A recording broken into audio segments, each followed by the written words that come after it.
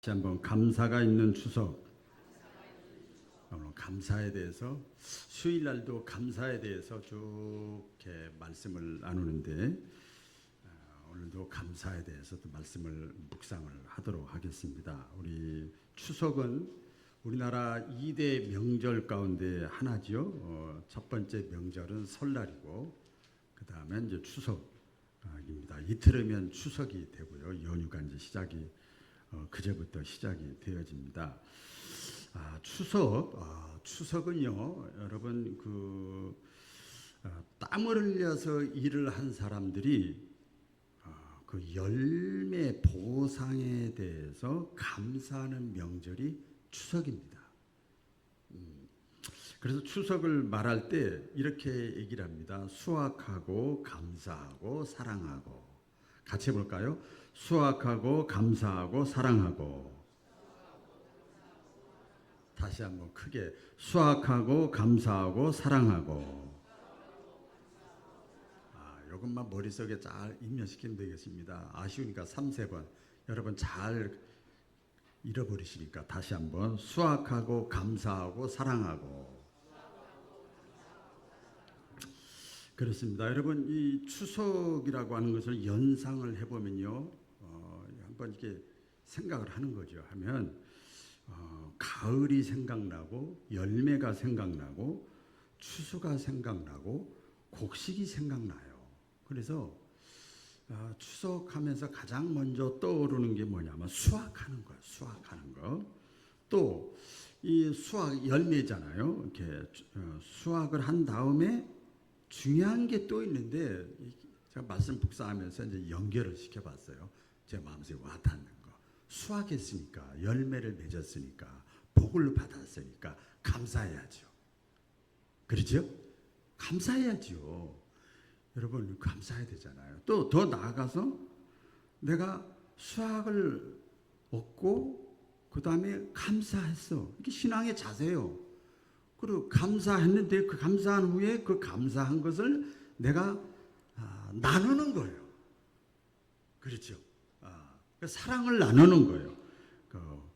베풀기도 하고 나누기도 하고 구제하기도 하고 이렇게 나누는 거죠.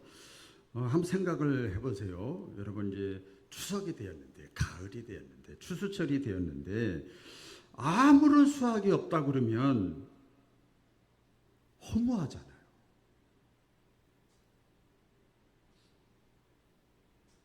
나중에 이렇게 때가 됐는데 겉은 말을 좀 편안하게 그럴듯한데 겉은 그런데 아무런 열매가 없어. 그건 쓸쓸하고 허무하잖아요. 그 의미가 없는 거죠. 반면에 또 이제 이렇게 묵상을 해봤어요. 수확은 됐어 이제. 그래서 기분이 좋아요. 수확을 했는데 복을 받았어. 잘 됐단 말이에요. 잘 풀렸어. 그런데 감사하는 마음이 없어.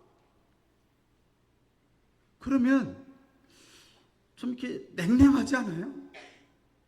메마르고 좀 이렇게 냉랭하잖아요. 감사하는 마음이 없으면. 그렇죠.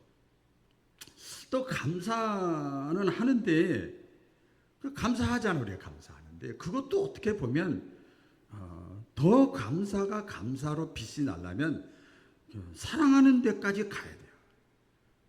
어머니 감사해요. 내 자녀 감사해. 당신 감사해.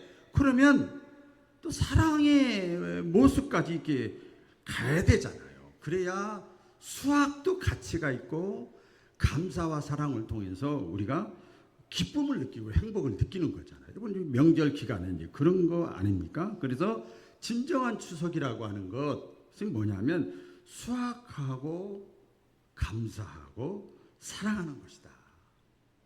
근데 일반 사람들에게 보면은 어떤가 보면은요, 감사하는 것보다는 없는 것에 불평하는 경우가 더 많아요. 잃어버린 거 불평하고 없어진 거 불평하고 지나간 거 불평하는 경우가 엄청 많아요. 여러분 성경에 보면 구약에 특별히 보면 이스라엘 백성들의 모습이 우리의 모습이거든요.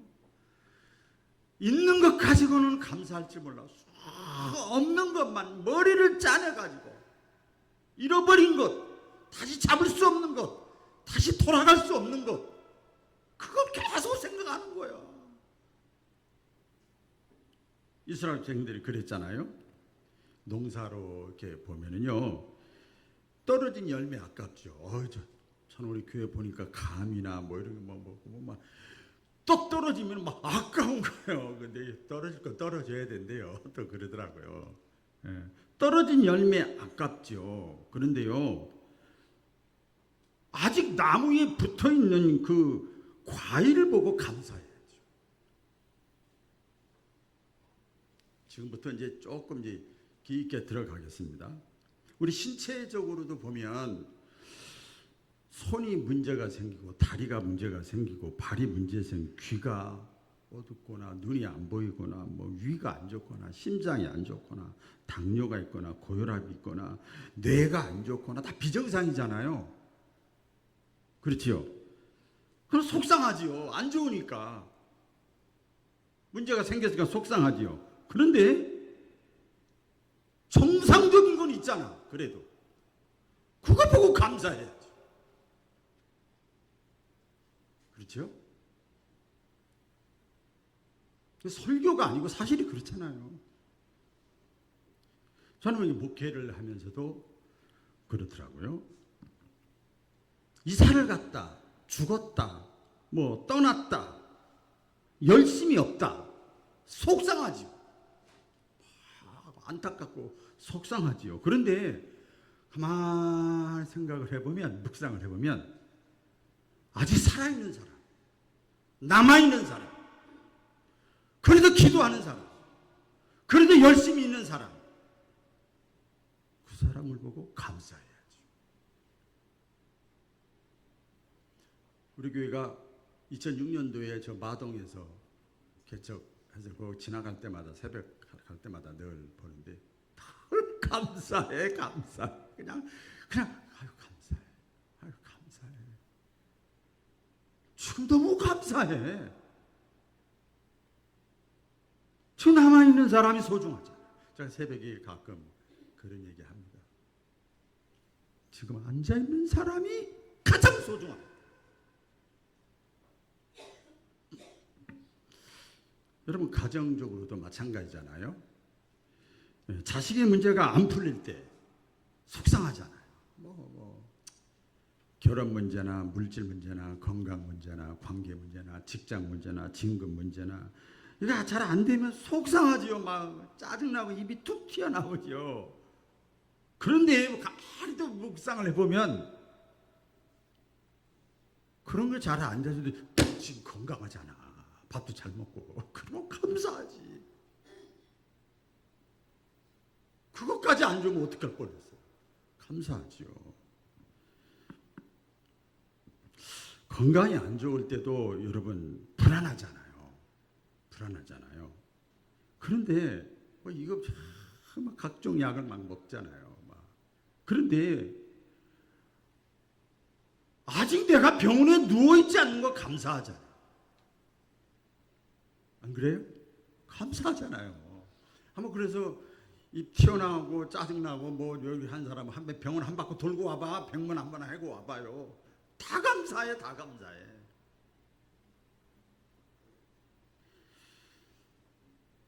그래서 이 추석 때 가을에 수학의 계절에 남아있는 거, 아직 가지고 있는 거, 정상적인 것 가지고 여러분 가정에서 자녀와 또 형제와 부모와 이렇게 만날 때 그것 가지고 감사하는 그 추석 절기가 되시기를 주의 이름으로 축원합니다. 자, 우리 감사는 우리가 뭐 기독교에서만 쓰는 용어는 아닙니다만은 하나님이 가장 기뻐하시는 것이 여러분 감사입니다. 감사. 우리 예수 믿는 신자들이 기억해야 될 것이 있는데 그 뭐냐면 이 감사라는 것은 여러분 가만히 여기 성경을 우리가 많이 들었잖아요. 설교를. 감사는 하나님이 또 신앙의 사람들이 이렇게 말을 할 때 전부 명령형으로 쓰여져 있어요. 하나님의 명령이요. 같이 해볼까요? 감사는 부탁이 아니라 하나님의 명령이다. 잘 알잖아요. 대표적으로 데살로니가전서 5장 18절에 보면 범사에 감사하라. 이는 그리스도 예수 안에서 너희를 향하신 하나님의 뜻이니라. 아니 왜 15, 16년 동안 아버지가 왜 또 좀 받아내고 있어? 제 얘기 갑자기 나오네. 왜 그렇게 믿음 좋다는 어머니가 갑자기 교통사고로 돌아가셨어? 이야, 이거는 해석이 안 돼. 아무리 믿음 해석의 문제를 할지라도 하나님 이해가 안 가. 그런데 그걸 뚫고 나가고 그걸 이겨나가고 그 과정 속에서 시간과 공간을 초월하신 하나님, 이 땅에서도 기도하는 것도 들으시지만 하늘에서 기도하는 것도 들으시는구나. 깨달았어요.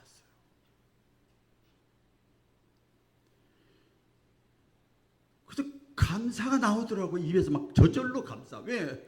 맨날 목회하면서 어머니, 아버지, 그 장남 외아들인데 모셔야 되는데 목회한다고, 시골에서 단독 목회한다고 막 스트레스 받고, 이게 뭐 가정도 잘못하면서 무슨 목회한다는 거야. 막 아이고 누가 뭐라고 하지 않는데도 막 내가 자책감에 사로잡혔는데, 시간과 공간을 초월해서 어머니는 이제는 너를 위해서 기도하고 있다. 너는 목회에만 전념하면 돼 이제는.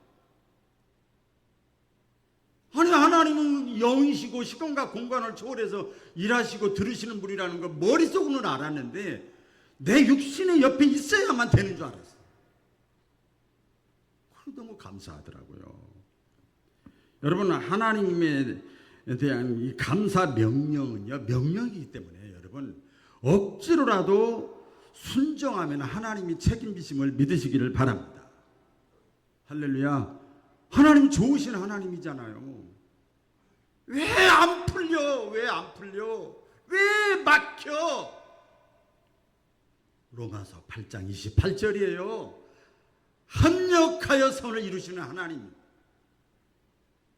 감사가 저절로 나오는 거죠. 요 구약에 여러분 5대 제사 있잖아요.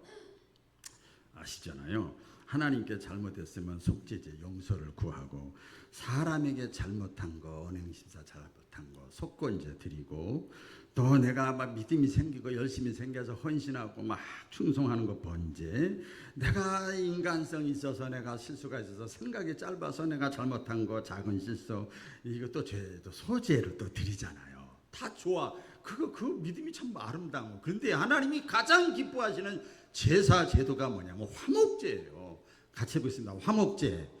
이 화목제는요, 저도 이번에 더 깊게 깨달았는데, 화목제는요 무조건 감사예요.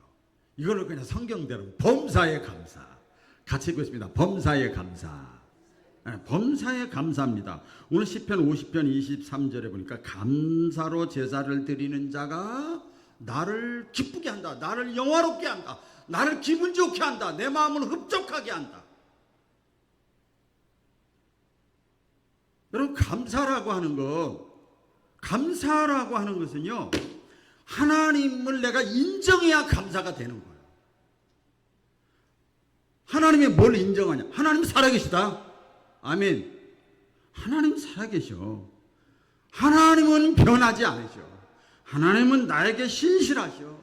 하나님은 선하신 분이야. 하나님의 약속은 반드시 지키셔. 하나님은 능력 있는 분이야.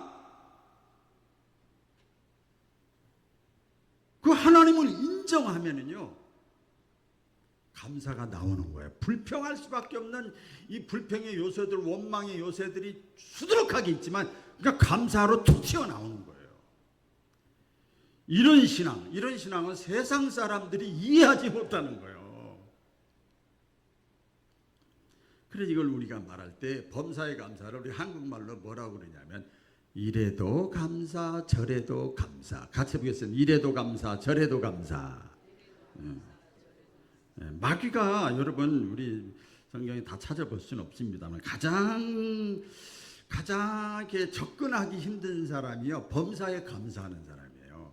이래도 감사, 저래도 감사. 어떡할 거요? 아니 툭하면 원망하고 불평하고 낙심하고 좌절해야 되는데 감사하대? 그럼 마귀가 어떻게 건드려? 근데 믿음 있고 말씀 있고 뭐가 있고 다 있는데 조금만 건드리면 원망 불평하는 거야. 그럼 마귀 밥이지. 그래서 감사는 하나님이 가장 기뻐하시는 거예요. 여러분 가정에서 또 이제 추석 명절에 만날 때 개인적으로나 신앙적으로나 또 가정적으로 어떤 경우에도 여러분 감사로 하나님을 기쁘시게 하는 추석 주간이 되시기를 주의 이름으로 축원합니다. 그 다음에 자 이제 실제적인 겁니다. 감사는요 하나님의 축복을 하나님의 복을 받는 약속입니다. 오늘 23절 하반절에 보면 다 같이 읽어볼까요? 시작.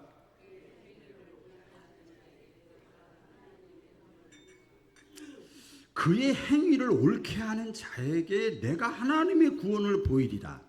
가만히 보세요. 한 절이니까 이게 의역을 한 거 보니까요. 감사를 하는데 바르게 하면 하나님이 그 사람에게 복을 나타내 주신대. 감사도 바르게 해야 돼. 오늘도 어떤 분하고 대화를 나누는데 내가 높은 자리에 있을 때 이해관계 조금이라도 도움이 될 것 같으니까 만나서 높은 자리에서 딱 내려놨을 때 안 찾아오고 막 연락도 안 하고 막 그러잖아요.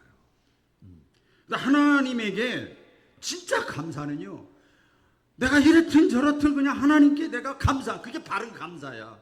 내 생명이 존재하는 것 자체가 감사하잖아요.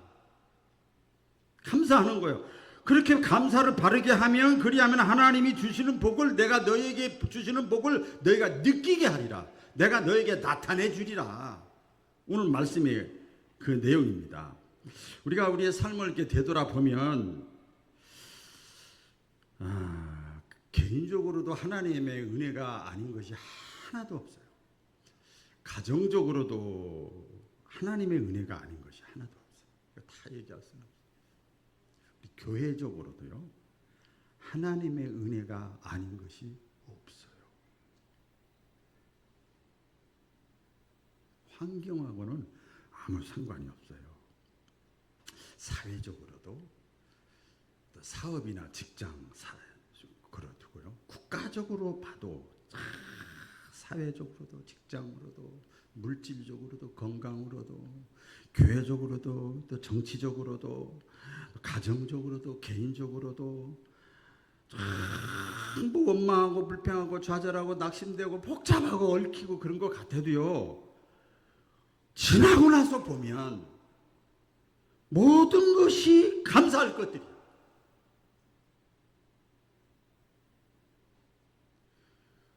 네가 약한 데서 네가 나를 더 의지하고 온전해지민이라. 사도 바울이 거기서 알았어요. 항복. 이거 더 잘 되고 더 건강하면 주의 일 더 열심히 할 것 같은데 아니야. 그래서 깨닫는 게 은혜입니다, 여러분. 같이 해볼까요? 깨닫는 것이 은혜다. 자, 그러면 원론적으로 이렇게 말씀을 드리고 제가 또 오늘 오후 예배 없으니까 좀 그래도 또 구체적으로 실생활 말씀드리면 누구에게 감사를 해야 되느냐? 누구에게? 자, 첫 번째로는요. 실제적인 겁니다. 가족과 친척과 이웃에게 감사해야 됩니다. 같이 해보겠습니다. 가족, 친척, 이웃에게 감사하자. 가족과 친척과 이웃에게 감사해야 돼. 어떤 분이 그런 글을 썼더라고요. 제가 했는데 가족과 친척과 이웃은 마치 새의 날개와 같은 존재래요. 새의 날개 있잖아요. 날개와 같은 존재래요. 새의 날개는 때로는 부담스럽고 거치장스러울 때가 많이 돼요. 언제 그러냐? 그게 날개가 왜 그런가 그랬더니 날아가지 않고 가만히 앉아서 먹을 걸 막 먹으려고 할 때 날개가 바닥을 다 쓴대. 걸린대 다. 그래서 새의 날개가 이 먹을 때는요 방해가 된대요. 필요가 없대요. 가족과 친척과 이웃이 때로는 그럴 때가 있다는 거예요. 너 때문에 내가 스트레스를 받아. 너 때문에 내가 죽겠어. 있잖아요. 가족, 친척, 이웃 다 마찬가지. 너만 없으면 내가 속이 편할 텐데. 이런 거 있잖아요. 그런데 막상 이 새가요, 날아가야 할 때가 있대요. 날아가야 할 때, 그게 뭐냐면 짐승이 와서 잡아먹으려고 할 때, 그리고 내가 도망가려고 할 때, 이때는 반드시 날개가 있어야 된다는 거예요. 날개가 있어가지고 날개 때문에 훨훨 날아가는 거예요. 공중을 나르고 창공을 나르고. 그래서 아무리 밑에서 사자나 호랑이 같은 이 짐승이 막 쫓아와도 잡히지 않아요. 지붕으로 날아가고 산으로 날아가고 나무 위로 날아가고 다 날아가는 거예요. 그러니까 날개가 어떤 때는 거추장스러워. 잘 신경 쓰여. 그러나 결정적인 순간에 필요할 때는 그 날개 때문에 훨훨 날아간다. 여러분 마찬가지입니다. 우리 가족도 이웃도 친척도 좋은 때가 있는가 하면 때로는 막 해를 끼칠 때가 있어요. 그걸 내가 다 떠안아야 될 때가 있어요. 속상하고 부담되고 막 스트레스를 팍팍 받을 때가 있잖아요. 있지요. 그럼에도 불구하고 잘 들으세요. 저도 사실 그렇게 삽니다. 또 신앙 고백이기도 해요. 그럼에도 불구하고 가족과 친척과 이웃과 단절하지 마시고 정죄하지 마시고 원수 맺지 마시고 화평하시고 감사를 심으시기를 주의 이름으로 축원합니다. 이게 굉장히 어렵지만 이게 하나님이 가르쳐 주신 삶의 지혜예요. 한번 여러분 깊게 생각을 해보세요. 왜 가족과 친척과 이웃이 참 별론데 왜 감사해야 되는가 보니까 그들을 통해서 나를 도와주기도 하지만 나를 연단시킨다 그래서 성경이 표현했어요. 같이 해볼까요? 연단이 뭐냐면 나를 더 단단하게 만든다 이거. 물렁물렁 미지근했던 나를 더 단단하게 만든다. 가족과 이웃과 친척을 통해서 그들이 나를 도와줄 때도 있지만 때로는 그 가족이나 친척이나 이웃을 통해서 내가 너무나 힘들어 도망가지도 못하고 의절할 수도 없고 막 그래도 내가 거기서 연단받으면서 내가 든든한 사람으로 단단한 사람으로 쓰임받을 만한 목재물로 받는 거예요. 여러분 나무에서 산에서 아무나 가져와가지고요 목재소에서요 막 깎고 떼고 막 하잖아요. 얼마나 아프겠어. 간 몸인데 제목으로 쓰려고 하는 거예요. 제목으로. 사람도 똑같아요. 성경에 제가 이 말씀을 이렇게 생각을 하고 묵상하면서 요셉이 생각이 났어요. 구약에 요셉 있잖아요. 형들에게 형들을 용서할 수가 없는 사람이에요. 사실 인간적으로 물 없는 우물에 빠지게 하고 장사꾼들에게 팔아먹고 뭐 살인한 거나 마찬가지잖아요. 보통 어려운 문제가 아니에요. 어떻게 이 형들을 내가 받아들이고 용납하고 평생 원수지 말 그대로. 그러나 지나고 나서 보니까 나중에 이 요셉이 애굽의 총리가 돼서 그 과정 속에서 쭉 나서 보니까 다 해석이 되어지는 거야. 다. 할렐루야. 다 해석이 되어지는 거예요. 우리가 말할 때 해석이지만 깨달아지는 거예요. 깨달아지는 거예요. 그래서 형들이 죽었다. 이제는 우리 팔아먹었으니 이제 동생이 저렇게 높은 자리에 올라가서 우리 다 죽었다. 그럴 때 이 요셉이 뭐라 그럽니까? 형님들은 안타깝지만 별로 좋지 않은 도구로 쓰임받은 것 뿐이야. 이왕이면 선한 역을 해야 되는데 악한 역 도구로 쓰임받은 것 뿐이야. 형님들 잘못이 아니야. 하나님의 허락이 없으면 이렇게도 안 됐어. 내가 총리도 안 됐어. 그렇게 얘기하잖아요. 그러니까 요셉이 얼마나 그릇이 커졌어요. 그렇죠? 달라졌잖아요. 그래서 할 수만 있으면 여러분 가족과 친척과 이웃을 향해서 감사를 잃어버리지 않기를 주의 이름으로 축원합니다. 그리고 이제 이번 추석 때 또 잘 알려드리는 거예요, 여러분. 예, 부모와 조상에게 감사해야 됩니다. 같이 해보세요. 부모와 조상에게 감사하자. 요즘 젊은 사람들에게 보면 많이 달라졌어요. 젊은 사람의 기준이 어떤지 모르겠어요. 제가 좀 나이가 이제 먹어서 그런지 이렇게 보니까 20대, 30대, 40대까지 젊은 사람이더라. 나쁘다는 뜻이 아니고 젊은 사람들에게 부모와 조상에 대해서 감사하라고 이렇게 감사하자 이렇게 말을 하면 반응들이 즉각 나온답니다. 이런 반응들이 나온대요. 부모가 나한테 잘해준 게 뭐 있어? 조상이 훌륭해야 내가 고마워할 거 아니야. 즉각 나온답니다. 여러분 면전에서 그런 얘기 안 했다고 그래서 그냥 괜찮은가 보다 생각하시면 안 돼. 항상 그 생각을 해야 되겠더라고 보니까. 예. 부모가 조상이 나에게 해준 것이 뭐냐? 왜 내가 감사해야 되냐? 그렇게 말하는 젊은이들, 자녀들은요. 여러분 우리 다 우리도 생각해보면 잘못된 거잖아요.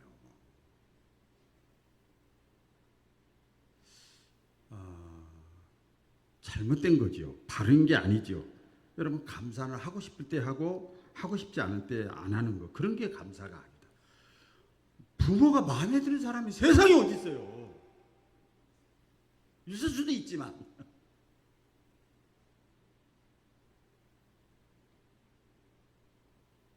그래서 어버이날 보면 부모들이 자식한테 못해준 것 때문에 다 안타까워하잖아요.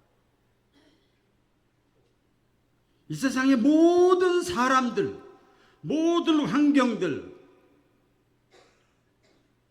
다 기쁘고 완전한 사람이 어디냐고요. 하나도 없어요. 하나도.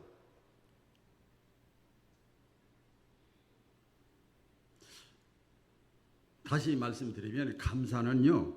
아까 말씀드렸죠. 하나님의 명령입니다. 그리스도 예수 안에 있는 자에게 향하신 하나님의 뜻은 범사에 감사하는 거예요. 이거 명령이에요. 명령입니다. 그래서 부모가 나에게 해준 것이 뭐냐, 조상이 나에게 해준 것이 뭐냐 그렇게 생각할 것이 아니라 잘 보세요. 제가 이제 이게 여기 적어놨는데 내 생각이잖아요. 내 판단이잖아요. 내 감정이잖아. 감정까지 들어가잖아 거기서. 그게 우선이 아니라 하나님의 말씀이 우선이단 말이에요. 우리가 신앙 생활을 하는 거지 교회 생활하는 게 아니잖아요. 뭘 신앙해요? 뭘 믿어요? 하나님의 말씀을 믿는 거잖아요. 그러니까 부모가 내 마음에 안 들어도 조상이 내 마음에 해준 것이 별로 없고 내가 그래서 고생하는 것 같아도 하나님의 명령이잖아요. 하나님의 명령, 하나님의 말씀대로 범사에 감사하라고 했으니까. 자, 따라해 보겠습니다. 범사에 감사하라고 했으니까. 따라해 보세요. 했으니까 하나님이 그렇게 명령했으니까 내가 조상에게 부모에게 감사하는 마음으로 살아야 된다는 거예요. 이게 말씀 중심 신앙이에요. 그래서 우리가 자녀들에게만 해당되는 말씀이 아닐 수도 있는데 잠깐 우리 부모 된 우리가 분명히 알아야 될 것이 있는데요. 저도 찔리고 다 찔려요. 뭐냐면 부모에게도 자식들이 그렇게 말하고 원망하고 할 수 있는 감사를 받지 못할 만한 책임이 부모에게도 있어요. 그게 뭐냐면 자녀를 제대로 교육을 못 시킨 거죠. 잠언서를 보세요. 자녀 교육을 어떻게 시켜야 되는지. 그 세월을 흘러버렸잖아요. 성경적인 효를 가르쳐주지 못한 거예요. 신앙적인 모범을 보여주지 못한 책임이 부모에게 있는 거죠. 자, 그런데 그런 거 다 떠나서 그럼에도 불구하고 이게 참 중요해요. 그럼에도 불구하고 자녀된 자들은 무조건 부모님에게 감사해야 돼요. 무조건 내 마음에 들든 안 들든 부모에게 감사하는 것은 내 몫이에요. 내 몫. 따라하고 있어. 내 몫이다. 내 몫이에요. 내 사명이고 성경 내 의무고 그게 예의고 그게 효도고 부모가 잘했든 잘못된 짓이 간에 내가 해야 될 건 해야잖아요. 왜 그런 줄 아세요? 네, 또 말 약속을 했어요. 내 부모를 공경하라. 이것이 내가 땅에서 잘 되는 길이니라. 네가 복 받는 길이라. 또 하나님이 말씀을 하셨잖아요. 사도 바울이요 신앙관을 보면은요, 이 사람과 환경과 상관없이 자기 몫에 주어진 사명에 최선을 다했어. 자기 변화여 새 사람 돼서 주의 일을 열심히 하고 사랑하고 금식하고 매를 맞아가면서 억울한 일 당하면서 주의 일을 열심히 하는데 사람들이 자기를 받아들이지 않고 배척하고 쫓아내고 예수님의 제자들 놀라는 말은 믿음 있는 다른 사람조차도 자기를 받아들이질 않았어요. 얼마나 사도 바울이 힘들었어요. 그런데 사도 바울이요, 또 사도 바울이 복음 전할 때마다 유대인들을 따라다니면서 죽이려고 했잖아요. 그런 성경의 내용이 나와요. 그런데 듣든지 아니 듣든지 핍박을 해도 복음을 전하고 잘하든지 안 잘하든지 나는 그저 물 주고 뿌리고 가꾸고 심는다 그랬어요. 그 자기 몫이야. 자, 이렇게 얘기하면 빨리빨리 우리가 깨달으셔야 됩니다. 특별히 부모님은 나를 피로 낳아주셨잖아요. 눈물로 길러주시고 땀 흘려서 교육시켜 주셨잖아요. 나를 위해서 그나마 이러나 저러나 해도 기도해 주시는 분이잖아요. 내가 문제가 있으면 제일 먼저 관심 갖는 분이잖아요. 이러나 저러나 해도. 부모님은. 그런 부모에게 감사하지 않는 사람이 과연 누구에게 감사를 할 수 있겠는가? 보이는 자신의 부모에게 감사할 수 없는 사람이 보이지 않는 하나님께 감사한다는 건 성경이 뭐라고 그랬어요? 가짜라고 그랬어요. 위선이라고 그랬어요. 얼마나 프로페셔널, 프로야 위선이. 자신의 부모에게 마음에 안 드는 것이 많아도 감사하지 못하는 사람, 하나님께 진심으로 감사할 수 없다는 거예요. 그러니까 이번에 조상이든 부모든 이따 계시던 여러분의 부모님께 손을 붙잡고 감사를 계속 심으시기를 주의 이름으로 축원합니다. 마지막입니다. 창조주 하나님께 감사. 제가 창조주라는 말을 표현했는데요. 바로 오늘이 15일이잖아요. 어제 신문자 우리 성결 교단 제가 이렇게 보면서 빨리 캡처해가지고 우리 이영 집사님한테 PPT를 올려달라고 그랬는데 여기 신문 어제 신문입니다. 어제 신문에 신이 있냐 없냐, 하나님이 있냐 없냐 이 조사를 했어요. 조사를 했는데 26개국을 대상으로 해서 조사를 했어요. 했는데 우리나라가 25위를 차지했어요. 신이 없다고 하는, 있다고 하는 것이 1등이고 신이 없다라고 하는 생각하는 사람 나라가 우리나라가 25위. 26위가 보이나요? 일본이에요. 이게 코로나 전과 후에 완전히 바뀐 거예요. 사람들의 신앙 상태가 완전히 바뀌어버렸어요. 어제 신문입니다. 여러분 사도 바울이 성경의 로마서 11장 36절에 보면 나오는데 이는 만물이 모든 만물이 주에게로 나오고 주로 말미암고 주에게로 돌아갑니다. 영광이 그에게 세세토록 있으리로다. 이렇게 말씀을 했어요. 자, 코로나 이후인 줄 알았더니 조사를 해보니까 우리 라오디게아 교회 말씀해봤잖아요. 왜 그런가 봤더니 한국 사람 갑자기 잘 살게 된 거야. 삶이 풍요로워지니까 먹고 살만해지니까 신앙이 다 종교적으로 변한 거예요. 여러분 기억을 하세요. 모든 것, 뭐 상황이나 문제나 가진 것이나 잃은 것이나 받은 것이나 누리는 것이나 내가 함께 하는 것 등 모든 것은요 전부 하나님의 허락이 있어야 돼요. 하나님의 허락, 하나님이 주신 것입니다. 여러분 사도 바울이 그렇게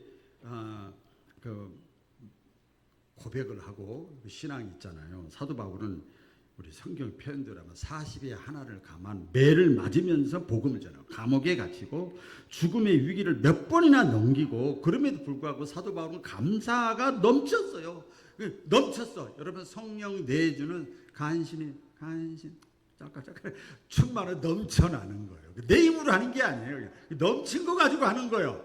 나는 그렇게 못해. 하나님의 마음으로 다 하는 거지. 이게 충만 흘러 넘치는 건데 감사가 사도 바울은 넘쳤어요. 그래서 옥중에서도 뭐 했죠? 찬송해. 와, 옥중에서도 찬송하고 옥중 밖에 있는 사람들이 누가 볼 때는 사도 바울이 더 불쌍한데 오히려 밖에 있는 사람들한테 오히려 감사하라고 가르쳐주고 막 명령을 하고 부탁하고 막 강조를 합니다. 감사하라고 막 사도 바울이 하는 그 감사의 뿌리가 어디서 나오는가 봤더니 사도 바울이 환경이 좋아서가 아니에요. 조건이 좋아서가 아니에요. 환경이 좋아서가 아니에요. 환경을 다스리시고 지배하시는 하나님. 같이 볼까요? 환경을 다스리시고 지배하시는 하나님. 내가 감옥에 있든 매를 맞든 억울한 일을 당해도 속상한 일을 당해도 이것도 다 하나님이 다스리는 거야. 이거 어려운 얘기입니다만 프로비던스. 하나님의 섭리야. 우연이 없어. 그래서 그 하나님 때문에 예수님 때문에 나는 사도 바울은 내가 얼마든지 감사할 수 있어. 너희들 나를 좀 불쌍하게 보이지? 아니야, 나는 아니야. 그래서 여러분 유명한 고백을 하잖아요. 로마서 7장 25절 다 같이 읽어볼까요? 시작. 우리 주 예수 그리스도로 말미암아 하나님께 감사하노라. 자, 사도 바울이 뭐라고? 내가 원래 믿음이 좋은 사람이라 감사해. 그게 아니라 우리 주 예수 그리스도로 말미암아. 여기에 더 쉽게 말씀드리면 예수님 때문에 감사하는 거야. 내가 예수님만 아니면, 하나님만 아니면 아이고 어떻게 네 수준하고 내 수준하고 같냐 이럴 수 있지만 안 그래요. 안 그래. 예수님 때문에 환경은 안 좋지만 사도 바울은 감사할 수가 있었어요. 여러분 하박국 선지자 아시잖아요. 하나님 때문에 사도 바울 같이 기뻐하고 감사할 수 있었어요. 감사할 수 없거든요 원래. 그래서 이렇게 표현 고백을 하잖아요. 또 읽어보겠습니다. 시작. 비록 무화과 나무가 무성치 못하며 포도나무에 열매가 없으며 감람나무에 소출이 없으며 밭에 식물이 없으며 우리의 양이 없으며 외양간에 소가 없을지라도 나는 여호와로 인하여 즐거워하며 나의 구원의 하나님을 인하여 기뻐하리로다. 할렐루야. 여기 그러잖아. 나는 여호와로 인하여 하나님 때문에 여호와 때문에 나는 기뻐하고 즐거워하리로다. 감사하리로다. 이 말씀을 맺을게요. 조용하게 이제. 그럼 하나님을 향한 최대의 감사가 뭘까? 두 가지만 압축해서 말씀드릴게요. 첫째는 예배입니다. 같이 볼까요? 예배. 예배 드리는 것에 예배하면 안 돼. 예배 드리는 것에 최선을 다해야 돼. 여러분 성공 잘 되는 거 파리 올림픽 때도 보니까 그동안 내가 고생한 거 노력한 거 이 얘기하더라고요. 다 하나님께 예배 드리는 것도요 최선을 다해야 돼요. 예배에 무엇이 들어있습니까? 여러분 우리가 지금 예배 드리고 있잖아요. 감사가 있고 찬양이 있고 고백이 있고 기도가 있고 교제가 있고 헌신이 있고 말씀이 있잖아요. 쪼개서 다 있잖아요. 하나님은요, 우리 인간은요, 창조주 하나님을 예배하도록 하나님이 만드셨어요. 그래서 피조물이라고 그래요. 또 설명할게요. 피조물이라고 그래요. 하나님 안 들리지? 얘들 들리잖아요. 얼마나 차이가 있어요. 내가 존재하는 목적은 나를 만드시고 나를 아직까지 존재하게 하신 그 하나님의 영광을 위해서 그 행위가 뭐냐? 그렇게 살게 하기 위한 원동력, 에너지를 받는 것, 은혜를 받는 것은 예배에서 시작되는 거예요. 두 번째는 최고의 감사는 말씀에 순종하는 겁니다. 같이 볼까요? 하나님 말씀에 순종하자. 하나님 말씀에 순종하는 거예요. 자, 이것도 제가 이렇게 써놨어요. 힘쓴다라는 말 또 썼어요, 제가. 하나님 말씀에 순종하려고 힘쓰는 거야. 쉬운 게 아니다 이 말이에요. 힘쓰는 거예요. 하나님의 말씀을 지키려고 힘쓰는 거예요. 하나님의 말씀은 명령이잖아요. 말씀을 내가 순종을 하면 하나님은 뭐라고 그랬어요, 성경에? 하나님은 가만히 있질 않아요. 하나님은 내가 믿음으로 내가 순종을 해버리면 하나님은 역사를 일으켜. 그게 축복이에요, 축복. 그 신명기 28장 내용이 그거 아닙니까? 하나님의 말씀을 네가 청종하고 삼가 주의해서 듣고 지켜 행하려고 애쓰고 힘쓰면 내가 너에게 복을 주겠다 그러잖아요. 이게 다 나오잖아요. 다 복 받으시기를 바랍니다. 그래서 여러분 성경의 핵심 그거 아닙니까? 우리 아주 핵심이잖아요. 우리가 구원받고 죽어서 하나님 나라 가는 건 믿음으로 받지만 우리가 복을 받는 거, 영육간에 복을 받는 것은 하나님의 말씀에 힘들고 어렵지만 그 말씀에 내가 순종하면 하나님께서 우리에게 축복해 주신다. 이게 최고의 감사예요. 이번 추석 명절 기간 동안 감사를 여러분 잃어버리지 마시고 나도 좋고 너도 좋고 부모님도 좋고 자식도 좋고 하나님도 좋은 그런 추석 기간이 되시기를 주의 이름으로 축원합니다. 기도하겠습니다.